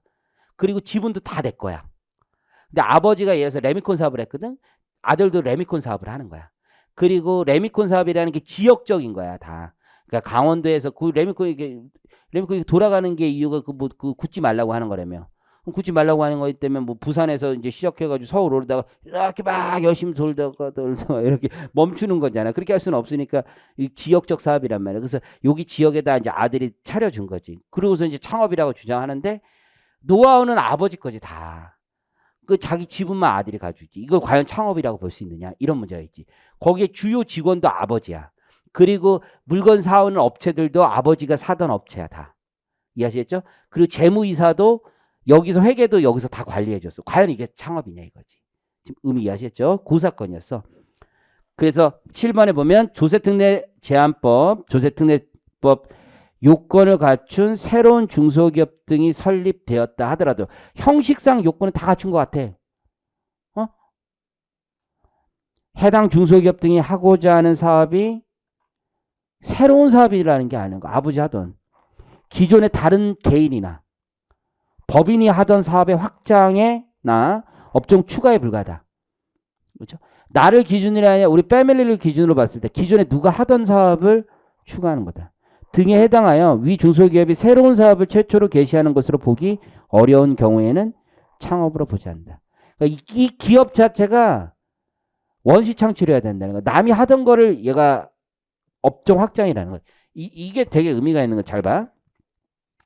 이 새로운 레미콘 업체가 A라고 했을 때 얘가 완전히 새로운 걸 해야 되는 거야. 근데 여기 A 다시가 원래 하고 있었던 거지. 얘 확장에 불과하다는 거지.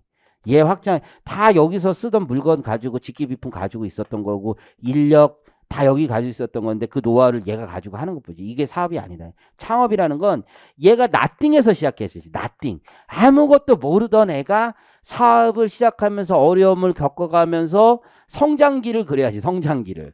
그 성장기가 없이 얘가 그냥 있는 거 그냥 가져오는 게 무슨 창업이냐 이거지. 의미 아시죠? 그게 진정한 창업이라는 거야. 자, 넘기시면 창업에 해당돼야지 감면이고 나발이고 있는 거야. 창업에 해당돼야지. 자, 클린한 애야 돼. 클린한 애. 그 전에 뭐가 있으면 안 돼. 그러니까 이게 보는 게 창업 중소기업 감면 이제 볼 때 이 사람의 인적사항을 제일 많이 파악하는 거야. 과거 행적을 봐야지. 행적을. 야, 뭐 했었는지. 그렇죠? 대표들의 행적. 나 깨끗하다니까요. 저는 아무 문제가 없어요. 그래서 법률적으로. 뭘 했어요, 지금까지. 그렇잖아요? 제가 만약에 제조업을 한다. 저는 무조건 창업이죠, 저는. 청년은 안 될지 몰라도 창업은 된다 이거죠. 청년 창업은 안 돼. 나도 안 돼. 알아. 그 정도는. 하지만 된다 이거죠. 하지만. 이해하시겠죠? 다 된다 이거야. 하지만 요런 애 사업자 등록 있었던 애 너는 쉽지 않다 이거죠. 너도 사업자 등록 있었죠? 안 된다 이거죠. 너희들은 쉽지 않다 이거. 새로운 사업을 최초로 개시한 거. 최초에 조금 어려.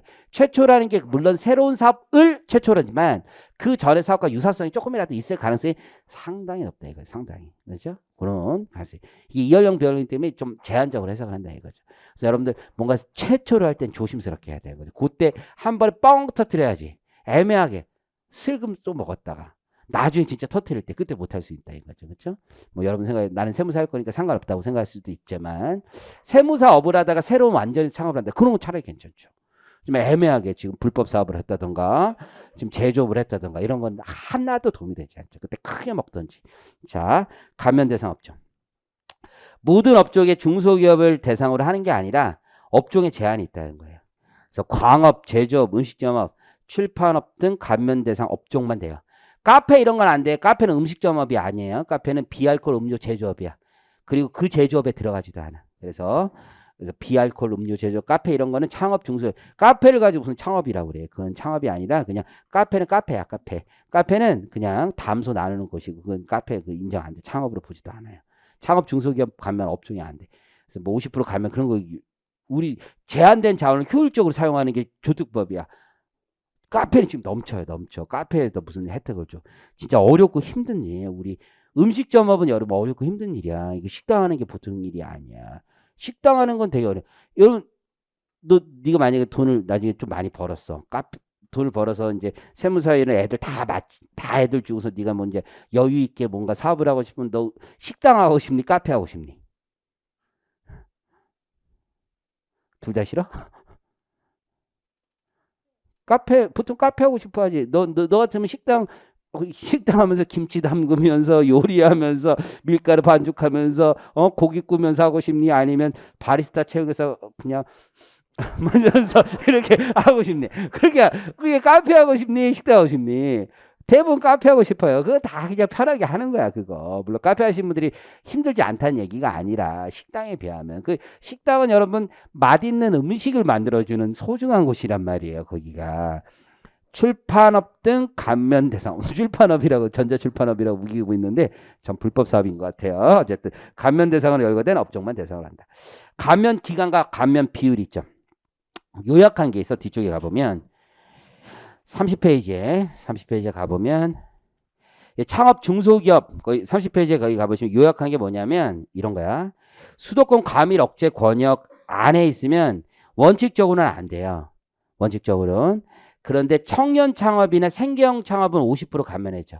청년 창업이나 생계형 창업이라면 수도권 과밀 억제 권역 내에 있어도 50% 감면해주고, 자, 그리고 수도권 과밀 억제 권역 밖에서 창업을 하면 50% 5년 감면을 해줘요. 근데 청년이나 생계형 창업이면 100% 감면해주겠다는 거. 세금 아예 안 걷겠다는 거예요. 벤처기업이면 지역적 제한을 두지 않아. 5년간 50% 벤처 확인 받는 날부터. 에너지 신기술 중소기업 이거 리스크를 굉장히 많이 건 거거든. 그래서 50% 창업 보유센터 사업자 50% 이런 게 있어. 창업이라는 건 위험을 건 거야, 여러분들. 위험. 사업을 시작하면 이게 위험을 느낀단 말이야. 사업을 안 해봐서 여러분들 모르는데 물론 나도 사업을 해본 거 아닙니다. 어쨌든 사업은 기본적으로 위험이야. 리스크야, 리스크. 응? 늘 불안한 게 사업하는 사람들 만나보면 제일 많이 하는 말이 그거야. 지금 조금 잘 되더라도 이게 언제 어떻게 될지 모르겠다라는 늘 불안감에 있단 말이야. 이게 그렇잖아. 전문 직종도 약간 사업이야. 전문직도 사업인데 전문직 사업이란 말이야. 근데 전문직 중에서 여러분들 가장 안정성을 느끼는 전문직이 의사야. 의사. 개업하는 의사. 의사가 이렇게 개업을 해서 자기가 고객이 쭉 있잖아. 그러면 매출이 줄지 않아. 일반적으로 고객 웬만하면 줄지 않아. 근데 의사도 업종 그 과별로 엄청 달라. 지속적인 고객이 있는 업종인지 아닌 성형외과 이런 거 있지. 이거는 늘 경쟁 속에 있는 거야. 늘 그러니까 이게 한 번 한 사람이 계속 오는 빈도가 이렇게 높지 않아. 물론 한 애들이 계속 한다고 하지만 그게 뭐 쌍꺼풀을 했다고 이제 만족해서 물론 계속 할 수도 있지만 쌍꺼풀하고 이제 쌍꺼풀이 눈으로 하는 거지. 그다음에 코하고 물론 계속 이제 코 한다면 뭐 하냐 보통 뭐 여러 가지 할 수 있어. 할 수 있지만 여러 가지 이렇게 할 수 있지만 이게 여기서 중간에 끊기고 계속 하는 게 아니야. 지속적 치료를 원하는 게 아니잖아. 그렇지? 지속적 치료를 원하러 하는 게 이제 그런 쪽이 그래도 어쨌든 손님은 계속 있는 거야. 성형외과 뭐 이런 거 빼고. 변호사는 되게 힘든 거야. 변호사. 왜냐하면 왜 힘드냐면 손님이 지속적으로 있는 게 아니야. 한 번 싸우지 계속 싸우니? 이게 변호사라는 게 대형화된 법무법인에서 유명한 기술직이 있단 말이야. 이게 전문 변호사. 이 친구들은 돈 잘 벌지만 나머지 변호사 되게 힘들어요. 진짜. 우리 이전 변호사님도 한 얘기가 변호사 굉장히 힘들다. 서초동에 지금 문 닫는 사람이 한둘이 아니라는 거야. 진짜 힘들어 이게. 계속 있는 게 아니야. 나도 후배들 이제 친구들 보면은 쉬운 일이 아니야 이게. 자기 전문 분야를 가진 변호사만 지금 잘 먹고 있어. 이게 거기도 빈익분부 있고 계속적인 고정거래처가 있느냐 없느냐 되게 중요하거든. 회계사 세무사 고정거래처가 좀 있는 거예요. 회계사는 이제 회계감사가 있잖아요. 그건 완전 고정거래처고. 세무사님도 기장이 있잖아. 고정거래처지. 나는 고정거래처가 별로 없는 나 이제 세무사인지 회계사인지 잘 모르겠어. 그 사람들 나한테 세무사님이라 부르는 사람이 한 반쯤 되니까 좀 나도 세무사 잘 수 있으니까 뭐 똑같은 건데 이제 나는 이제 경정 불복 많이 하니까 난 약간 나는 약간 불안한 스타일. 나 기장 그렇게 나 기장 이렇게 뭐 이렇게 많지 않거든. 법인세 신고 뭐 이런 거 난 기장하는 거 이제 싫어가지고 거의 안 해요. 그냥 안 하고 법인세 신고 있지. 법인세 신고만 조금 있어. 그냥 정도 있고 그것만 좀 있고 나머지는 고정거래처가 별로 없어. 그래가지고 그냥 경정 불복 이런 거 많이 하는데 이게 우리 약간 기술직이고 하지만 전문적으로 하는 거고 세무사님 기장 있으니까 고정거래처가 계속 있으니까 리스크가 별로 없는 거야 이게 다 달라요 실제로 보면. 그래서 의사분들이 B2C를 완전 B2C잖아. 세무사님들도 B2C에 가까운 분이 있고 B2B 이게 있잖아요. B2C가 좀 안정적인 거야 일반적으로. 근데 어쨌든 간에 사업이라는 게 리스크야 리스크. 창업도 다 리스크야. 리스크 걸고 하는 거야. 그러니까 리스크가 있는 게 되게 힘든 거야. 그거에 대한 세제 혜택을 충분히 줘야 돼. 그래야지만 여러분 사회가 혁신적이고 발전적으로 성장하는 거야. 그래서 세제 혜택을 당연히 줘야 되는 거지. 그래서 그런 혜택을 주는 거고 거기 내가 왜 이런 얘기를 하면 30페이지 보면 에너지 신기술 중소기업 이런 것들도 왜 주냐면은 이게 에너지 신기술 사업의 리스크가 굉장히 큰 사업이야 실제로. 그렇기 때문에 수도권 과밀 억제 권역에 있어도 하는 거야. 벤처 뭐야 벤처. 리스크 그 자체지 벤처. 벤처라고 하면 여러분들 느낌이 어때요? 여러분 느낌은 벤처는 좋은 느낌 이게 어린애들은 너 벤처 좋은 느낌이야? 안 좋은 느낌이야? 사회 찌들었다는 얘기네. 벤처 좋은 느낌이야? 이게 이 벤처가 좋다고 생각하는 건 아직 철부지 애들인 거야, 벤처. 벤처라는 얘기를 들으면 우리 같은 사람은 어떻게 되냐? 아이고, 곧 망하겠네. 이런 생각밖에 안 들어요. 벤처라는 이름 딱지를 붙이면 얼마 안 남았네. 이런 생각이 든단 말이야. 다 리스크야, 리스크. 거기에 대한 세제 혜택을 충분히 줘야 된다는 거야. 자, 그러면 거기 다시 와서 28페이지에 가보면 감면 기간, 감면 비율. 그래서 창업 중소기업은 보시는 것처럼 자, 밑줄 그어볼까? 창업 지역이나 창업 기업의 유형에 따라서 다 달라진다 이거야. 감면율이나 감면 기간이. 그래서 최초로 소득이 발생한 연도하고 그 다음 과세 연도의 개시일부터 4년까지 1 플러스 4, 1 플러스 4를 적용해 준다. 벤처기업이면 굉장히 좋은 게 뭐냐면 수도권 과밀 억제 권역에 있어도 감면을 받는 거야. 그래서 여러분 나중에 개업을 하시게 되면 벤처 확인을 받으러 열심히 뛰어다닐 수도 있어. 세무사님이 많이 해주더라고. 벤처 확인 받은 날부터 계산해줘. 벤처 확인 받은 날. 그래서 두 번째 문단에 보면 벤처기업으로 확인받은 창업 벤처 중소기업의 경우 확인받은 날 이후 최초로 소득이 발생한 과세년도 플러스 4 이해하시겠죠? 그러니까 확인받은 때부터 시작해 주는 거야. 그때부터 이제 소득 발생한 거.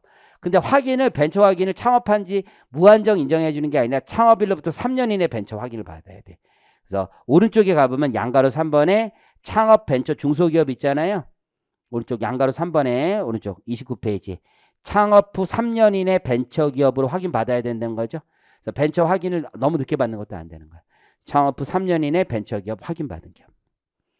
참고로 이게 시험 문제는 안 나오겠지만 벤처기업 확인 받고 나서 이거 연장을 계속해야 돼. 2년마다 계속 연장을 해야 되거든. 이거 놓치면 큰일 나. 계속 연장해 주는 거야. 다만 이거 놓쳤어도 그 기간이 빵꾸가 나 있어도 확인 받으면 이거 이어준다라는 얼마 전에 행정석이 있긴 있는데 어쨌든 간에 잘 기억하시고 왼쪽으로 가봅니다. 양가로 1번. 그래서 일반 창업 중소기업은 수도권 과밀 억제 권역 외에서만 인정이 되는 거죠. 50% 감면해 주는 거고 표를 외우시면 되는 거예요. 표를. 감면율 너무 청년 개인 창업이 있고 법인 창업이 있어요. 그래서 개인 창업은 15세 이상 34세 이하일 것. 그렇죠? 뭐 병역 이행했으면 6년 뭐 있는 거고 법인 창업의 경우는 어떻게 하냐? 대표자가 연령 요건을 갖추고 최대 주주야 돼. 최대 주주. 자, 감면율 수도권 과밀 억제 권역 외면 100% 해주고 수도권 과밀 억제 권역 내면 50% 해준다. 창업 벤처 중소기업 요게 핵심이야 여러분들. 나중에 여러분 다 서울에서 일하고 그러실 거 아니야. 여기 과밀억제 권역 터져 죽겠는데 다 여기서 일하려고 하는 거잖아. 지방 가서 할 거야? 고향 내려가. 울진 가라고. 가란 말이야. 여기 할 거야? 고향이 어디야? 서울이야? 서울 사람은 서울에서 해. 서울이야? 서울 사람 서울에서 해야지. 그렇죠? 고향 너 기업이 고향 어디야? 경기도 어디야? 과밀억제 권역이야? 그래, 과밀억제 권역. 서울사 울진 가란 말이야. 어쨌든 여기에서 다 할 거 아니야. 그러면 수도권 과밀억제 권역에 다 클라이언트 있을 거 아니야. 벤처 확인 받는 거 되게 중요한 거예요. 3년에. 이거 별거 아닌 것 같은데 여러분 이런 거 하는 거야. 그래서 이 벤처 확인 여러분 되게 어려운 거 아니야. 나중에 일해보면 알아. 금방 나와. 별거 아니야. 진짜 벤처. 위험하면 다 벤처라고 그랬지. 여러분 주변에 있는 사람 다 위험하다고 보면 돼. 다 위험한 애들이야. 이거 대출 받을 때 신보나 기보에서 벤처 확인해 주거든. 그냥 받는 거 어렵지 않아. 생각보다 어렵지 않아. 이상한 업종만 영리하지 않으면 웬만하면 나온다고 생각하시면 돼. 이상한 애들만 아니면 웬만하면 나온다고 생각해. 벤처. 너도 벤처 확인 받았냐 혹시? 이러면서 얘는 진짜 이상한 애들인 거야. 얘는 불법이 있는 애들은 받기 힘들고 합법적인 애들은 웬만하면 받아. 에너지 신기술 중소기업 뭐 이런 애들 이따 그냥 참고만 하시면 돼. 신성장 서비스업이래. 이게 뭐냐면 신성장 서비스업이라고 박근혜 정부에서부터 밀어주던 업종이 있어요. 이게 실제 업종이 열거가 돼 있어. 굉장히 재밌는 업종들인데 신성장 서비스 업종이 되면 감면율이 올라가. 감면율이. 그래서 보시면 최초로 신성장 서비스업을 영위하는 경우에 최초로 세액을 감면받는 과세연도와 그 다음 과세연도 개시일부터 2년 이내 끝나는 과세연도 75%, 그 다음 2년 50%. 그래서 몇 프로씩 올라가냐면 25% 올라가는 거야. 25%. 지금 이해하셨죠? 앞에 3년 동안 최초 1 플러스 2, 그때 25% 올라가는 거야. 요게 나는 안 해봤는데 내 아는 후배는 요거를 몇 개 찾아가지고 얘네들이 신성장 서비스업인지 모르고 그냥 50% 받은 애들이 있어. 그러니까 25% 추가로 받을 수 있잖아. 25% 추가로 다 경쟁에서 받아온 애들이 있더라고. 의미 이해하시겠죠? 자, 생계형 창업이 있어. 청년 창업 중소기업은 제외하고 올해 개정돼서 작년에 4,800이었다 올해 8,000. 간이가세자 기준금액이 바뀌면서 생계형 창업의 매출 기준도 바뀌어서 수익금액 8천만 원 이하인 경우 100% 감면해 주는 거야. 과밀억제 건역 외면 100%, 과밀억제 건역 내면 50% 감면해 줍니다. 다음 페이지에 가보면 고용 창출형 창업 중소기업이면 추가 감면되죠. 추가 감면. 추가 감면. 그래서 업종별 최소 고용 인원 이상을 고용하고 상시 고용 근로자 수가 증가했다. 그럼 증가된 비율이 있을 거 아니야. 증가율. 작년에 50명이었는데 60명으로 증가했어. 20% 증가했잖아. 20% 곱하기 50%면 10%잖아. 10%를 감면율로 반영해 주는 거야. 추가. 이해하시겠죠? 근데 우리가 전에 한 명이었다가 두 명 100% 증가했네. 그럼 50% 추가 감면 그런 건 안 돼. 거기 보시면 최소 고용 인원 이상이어야 돼. 최소 고용 인원. 자, 그다음에 이게 보니까 최저한세 원래 창업 중소기업 감면도 최저한세 적용 대상이 돼요. 그러면 잘 생각해 보면 우리 중소기업 같은 경우 최저한세율이 7%잖아. 그러면 유효 법인세율이 보통 어떻게 써? 2억까지는 10%, 2억 초과는 20%잖아요. 그러면 한 4억 이상만 돼도 실질적 유효 법인세는 15%가 되잖아. 그럼 15%의 반을 깎아주면 7.5 정도 되잖아. 그럼 최저한세율이 딱 걸려서 그만큼 되는 거잖아. 근데 저 추가 감면이 돼서 한 20% 추가 감면되면 한 70% 감면을 받는다는 건 최저한세 무조건 걸리니까 이거 못 받게 되잖아요. 그래서 고용 창출형 창업 중소기업에 대한 추가 감면에 대해서는 최저한세 적용을 하지 않겠다. 이렇게 생각을 하시면 돼. 의미 이해하시겠죠? 그래서 한 50% 감면은 최저한세 걸어도 상관이 없는 거야. 중소기업들. 지금 룰로 보면 이해가 되는 거지. 자, 감면 종료 보이죠? 감면 종료. 그래서 우리 중소기업 유예 배제 사유가 발생하면 곧바로 감면 종료합니다. 감면세액은 우리 거기 공식에 따라 계산하면 되는 거고, 그래서 감면 소득을 계산하게 되겠지. 그래서 중소기업 감면 소득과 감면 소득이 아닌 걸로 나눠야 되는 거죠. 예를 들어서 이자 소득 이런 건 감면 배제 소득이 될 거고요. 오른쪽에 감면 절차. 감면 신청서 제출하지 않더라도 창업 중소기업 감면은 대상자가 되면 감면 경정청을 통해서라도 무조건 감면해줘요. 자, 8번째 별표. 자, 법인세 신고 안 했어요. 기한을 신고했어요. 날짜 놓치면 여러분 창업 중소기업 감면이든 특별세 감면이든 감면 한 푼도 안 해줍니다. 그러니까 신고기한 놓치면 큰일 나는 거예요. 진짜 큰일 나는 거예요. 감면을 안 해준다니까. 감면을. 세액의 반이 날아가는 거야. 여러분들 50%가 날아가는 거야. 죽는 거야. 응? 클릭 한 번 안 하면 죽는 거야. 죽는 거. 창업 중소기업 감면을 받는데 기한 후 신고를 한다? 이거는 죽는 거야. 죽는 거. 그렇죠? 그래서 이건 굉장히 조심하셔야 되는 거야. 자, 과소신고해서 세무조사 받았어. 그럼 세액이 늘어날 거 아니에요. 그 늘어나는 세액에 대해서도 감면 적용해달라. 안 돼요. 안 돼. 거기 보시면 과소신고 금액에 대해서는 세액 감면 적용해주지 않는다. 그래서 감면의 일반 원칙입니다. 무신고, 경정, 결정 안 된다 이거야. 그 부분에 대해서는. 자, 3-2부터는 식사하고 가서 하겠습니다. 원래 1시간에 10페이지씩 나가야 되는 건데요. 못 나갔네. 왜 그런 거야? 내가 농담을 많이 해서 그런 거야? 근데 이게 앞쪽은 좀 진도가 늦어요. 뒤쪽으로 가면 스피디합니다. 라고 생각을 해요. 식사 가서 하겠습니다.